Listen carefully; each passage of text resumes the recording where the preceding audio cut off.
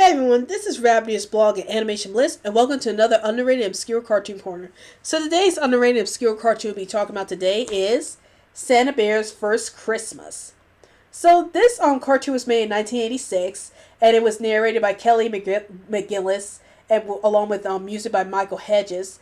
And basically, this is a prequel to Santabear's High Flying Adventure. So if you've seen Santabear's High Flying Adventure before, you probably might be interested to check this particular video out.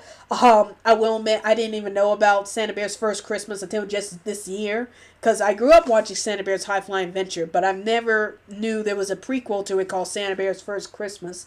So I had to check out this video because I'm a huge fan of Santabear's High Flying Adventure. And basically what this video is all about is it starts off with Santabear living in the North Pole, and then suddenly he gets separated from his parents, and he ends up falling into the woods on the other side of the North Pole, and he meets up with this little girl named Marie who takes Santabear in, and it was there Santabear meets Marie's grandfather also, and Santabear starts living with Marie and her grandfather for a while. And basically it shows that Marie and Santabear start bonding with each other, especially when Marie starts telling Santabear stories about the like fairy tales and stuff like that. And Santabear also makes friends with the woodland creatures of the forest, like the brown bears and the beavers. And then Marie also tells Santabear about Santa Claus, and it was then Santabear was interested to know who is this Santa Claus person and why he's such a beloved figure in Christmas time.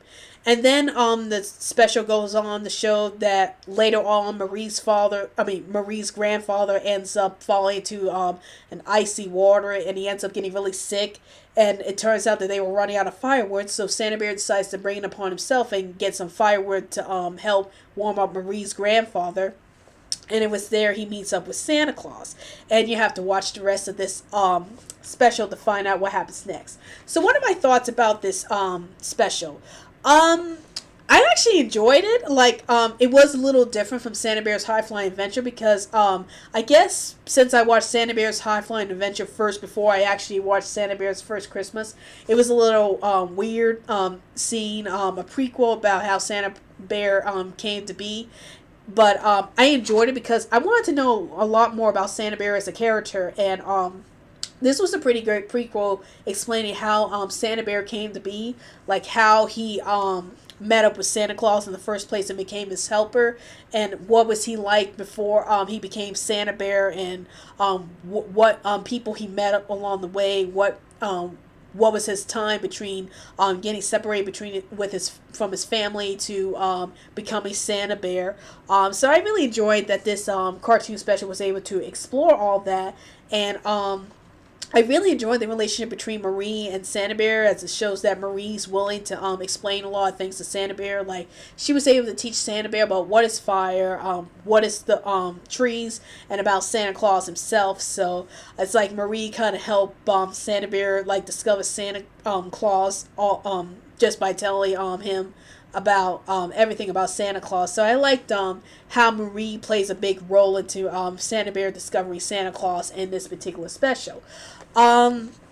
If there's something wrong with this special, well, I wouldn't say anything wrong from my standpoint because I'm used to it, but for people who watched Santabear's High Flying Adventure first, like I did, you might be a little surprised that the animation here is very limited. Like, if you know what Rabbit Ears Productions is,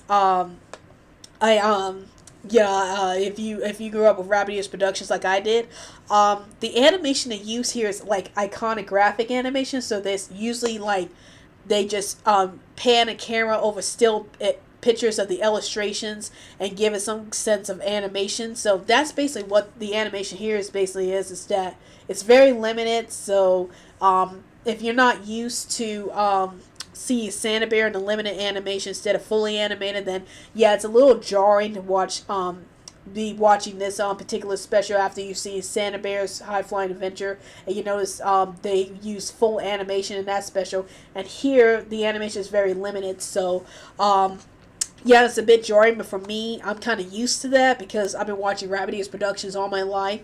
And actually, Mark Sotnick, who worked on Rabbit Ears Production, actually worked on this particular special. So that's probably where you get the limited animation from Mark Sotnick. But yeah, because I've watched Rabbit Ears Productions for all my life, I'm so used to that type of animation style. But for those of you who watched Santabear's High Flying Adventure before, um, you might it might be a little jarring watching this particular special and notice that the animation is a little limited.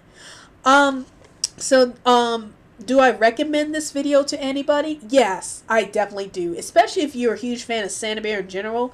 If you want to know about the backstory of Santabear himself and you want to know how he started off, this is a really good video to watch if you want to learn more about Santabear as a character. And I would strongly advise you to check this video out.